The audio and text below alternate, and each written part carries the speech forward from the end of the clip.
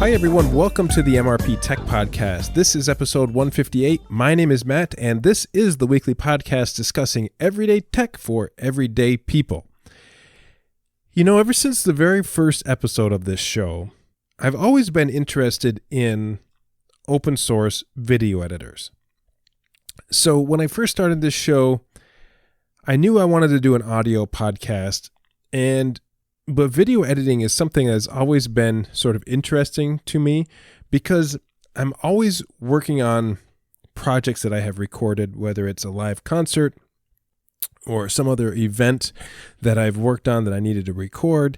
And with this in the past, I used things like iMovie, which weren't really that great of pieces of software. They got the job done, but there wasn't really a whole lot to offer. Going back in the past, I've used professional editors like Sony Vegas, and they're very expensive. Other things have come out, like Final Cut Pro, all those things. I never used that because I don't want to spend the money on something that advanced.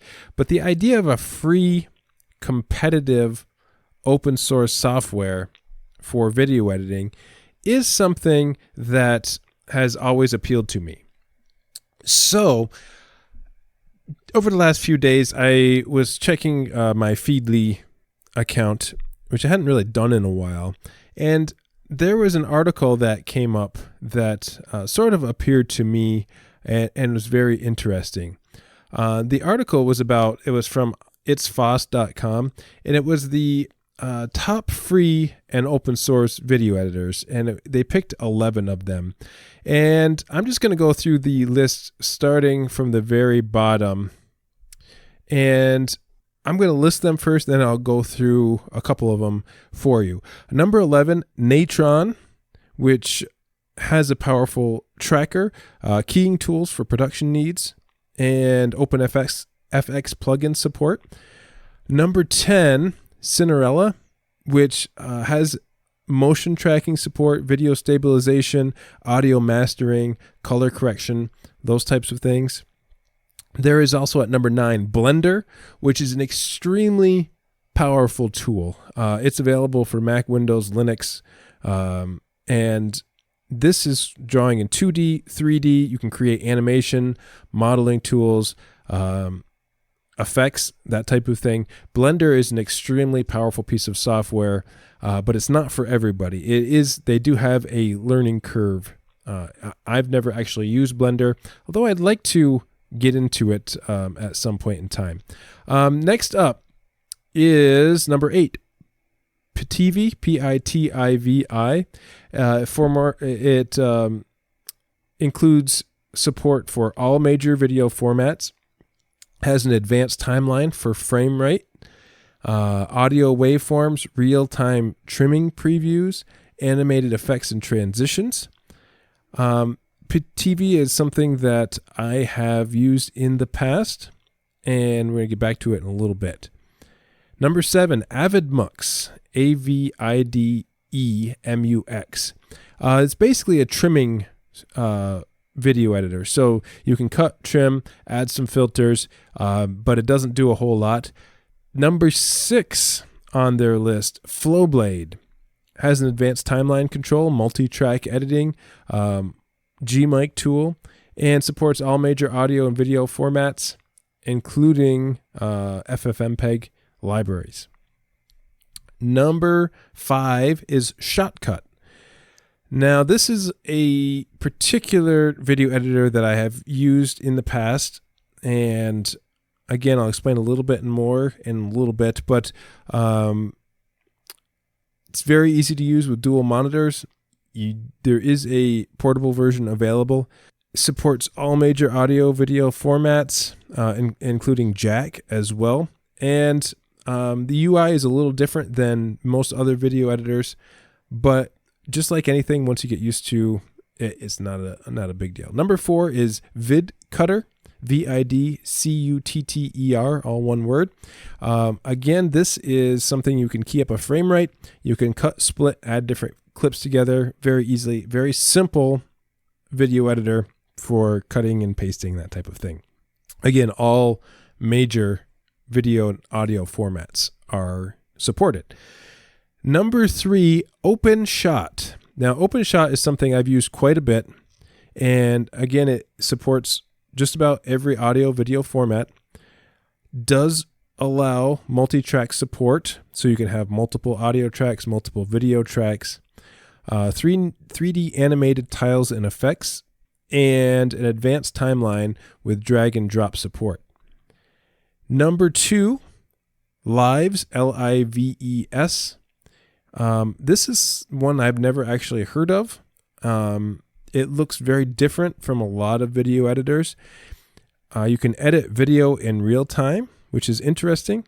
I'm not really sure how that happens. You can use keyboard controls during playback.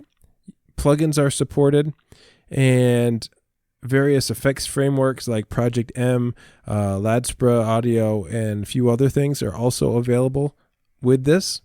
And number 1, Kdenlive, multi-track video editing, all sorts of audio and video support, 2D tile maker. You can do proxy editing, automatic backups, which is pretty cool, timeline preview, and audio meter, histogram, waveforms for everything. So I've gone through the list of all 11. And some of these video editors are better than others. And some of them, I'm not sure what their use is, what use case is for, but they never worked well for me. So the first one, Natron, I've never used before, so I'm not going to speak on it. Cinderella is quite different from any other version of a video editor that I've seen in the past. It has some interesting features. It's only available on Linux. It is open source, but it's something that I just never really could get my head to wrap around. The same goes for Blender. Blender, there's a super learning curve for it. I would love to create some intro videos for my YouTube channel using Blender and just learn how to use the software. I know Blender's amazing. It's used everywhere, and it's just over my head as far as my capabilities in video editing. PTV is something I've used in the past, but moved on from because of various issues I had years ago. Now, I can't speak whether or not those issues are still there or not. I'm sure it has improved since then. I haven't used it in probably good 6 years at least. So it is one that has been around for a very long time. And, I'm sure just like everything else, it has progressed to some extent over the last few years. AvidMux is something that I use when I just want to easily cut and paste something. If I have a video I need to trim, it's just super easy to import the video and trim it up and go from there. So AvidMux is a great tool, quick, easy tool for a lot of things. Flowblade and Shotcut, again, they're different workflows than I'm used to, and for some people it might work quite well. It doesn't make sense to me the way things are laid out. I am used to traditional video editors that have multi-track support, such as OpenShot. OpenShot I have installed on just about every computer that I own, whether it is Mac. There's a Mac version that was available at one point in time. I have it on every Linux computer that I have. It's very easy to use, although in the past I have had issues with it crashing on me for no particular reason. Not really sure why that is, but when I upgraded to the latest and best version of it, I seem to have eliminated some of those issues. But in the meantime, when I was doing that, I switched to Kdenlive. Now, Kdenlive is something that I have been working with for about a year now, and I have never had an issue with it crashing on me. And it would be the video editor of choice that I would recommend to anybody trying to get into video editing on Linux. The multi-track support is fantastic. You can add not only video tracks, but audio tracks as well. So building your project is very, very easy. I've never had an issue with audio format support or video support. I use tiles all the time when I'm editing this show. The interface you can move around. It's very flexible. If you want to make one area bigger than the other, you can move things around, and it's very customizable to your needs, your project, whatever you're working on. The automatic backups are fantastic. In case something does happen, you can easily bring the project back up. What I really like is if I'm editing this show, I have a template. I've made a template now when I'm editing the YouTube version of this show. Well, I should say all versions of this show now, because we're doing a couple of different things. We have the audio only for YouTube. We also have the enhanced video for the MrpTech Reviews member only site. The enhanced video shows what I'm looking at as I'm talking, gives you a more visual idea of everything that I'm talking about. But so when I create templates, I use the files that I've recorded, I import them into Kdenlive, and I do save the project when I'm finished. But occasionally I may go back and delete the original source files for the video or audio, that type of thing. When I queue it up, when I bring up Kdenlive and I open my template, it will say, hey, we're missing some files here. Would you like us just to create a filler file for your spot? And it does that, and I can keep all of the intro music and the outro music for the show kind of in the same spot. So it has literally cut my editing time in half for the podcast. So it's a very easy tool to add everything. And saving it as a template, again, I don't have to import the same thing every time. So I have templates now for Audacity and Kdenlive when it comes to recording and editing this show. Kdenlive has been something that before I never thought it was possible to really take a video editor on Linux seriously. And I would often get aggravated with iMovie on Mac. So a year ago, I made the distinct effort to take my podcasting efforts, move them all to Linux. And I really enjoyed that process. The audio portion wasn't bad. The audio portion was something that was a relatively easy fix. I took my settings from OBS on the Mac, imported them into the settings on my System 76 laptop, and the audio was close, and I had to adjust a few things, but for the most part, I was pretty happy with it. But then it came to video editing. What was I going to do? Was I going to transfer those files back to Mac to video edit? And I said, you know what? I'm really going to try hard and learn KDE. And just like everything else that I mentioned, there is a learning curve, but it's not difficult to get started with KDE. There are plenty of tutorials online about it. So that's the video editor that I would recommend for Linux. KDE is, or Kdenlive, sorry. Kdenlive is the video editor I would recommend for anybody using Linux. Kdenlive is one of the best video editors that I've ever used, period, whether I paid for it or not. There are other video editors that are out there that I want to bring up just so you understand these video editors. Lightworks is one that I've used before. Lightworks is not open source. They have a free version, but it is very limited in what you can do and what you can save. The paid version is an annual subscription, I believe. It's available Windows, Mac, and Linux. Lightworks, again, has a different workflow that is difficult for me to wrap my head around. And I just did not enjoy using it. It's very powerful. And I know a lot of major studios have used versions of Lightworks. For what I do, it sort of gets in my way, and I just think that the workflow isn't right for me.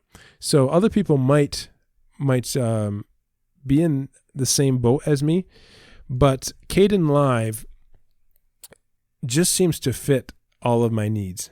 And you can go to their website. It's Kdenlive, KDENLIVE.org.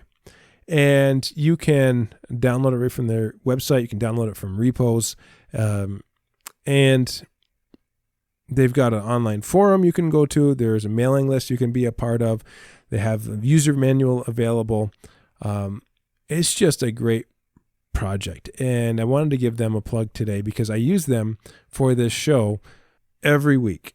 And the more that I tweak my video editing, if you're watching this on YouTube right now, you're just watching, you're not seeing everything else that's happening. But as the more that I experiment with this enhanced video that I've been working on, the more that I want to add some things to the show. And currently I'm for the enhanced video, I'm just using my webcam, and it's not really the greatest, most ideal thing here. But in the future, as I grow the podcast, as we gain support, what I'd like to do is create an actual video, a highly edited video version of this show, and make that available as well, if I can get everything playing nicely together. There's a few more tweaks. I've been doing this a few weeks now, and there's a few more tweaks I'd like to make it better as time goes on. And I think I'm doing that as each episode comes out. So there's lots of things happening behind the scenes here. And if you'd like to be a part of that, you can join me over at mrptechreviews.com. There's a member site. If you give a monthly donation, you're going to help me grow the podcast, help me get some things that I need here for the show. And I appreciate any support you could give, whether it's a one-time donation or a monthly donation. If that's not something that you can do and you just want to hang out with us, you can go over to our website, hit the Discord button, and you can just talk with us at any point during the week. Say hello, talk about some tech topics, talk about what you do for your everyday life, post pictures, whatever you want to do, and just meet with a really fun community. The other way you can get involved is over at podnuts.com. There's a lot of great shows at Podnuts, and check out all of those shows as well. So that's going to do it for this week's episode on video editors for Linux.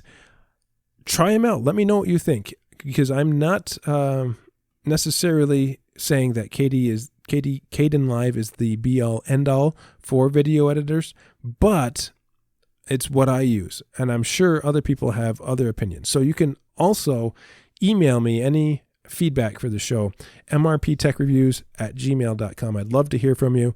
On this side of the microphone, all I'm doing is looking at myself on the computer. So if you want to get involved, want to interact with the show, send me an email. I'll read your email on the show if you want me to. If you don't want me to, make sure to put that in the email as well, and I won't read it on the show, but I'll interact with you. That's going to do it for this week's show. Thanks, everybody. We'll see you next time.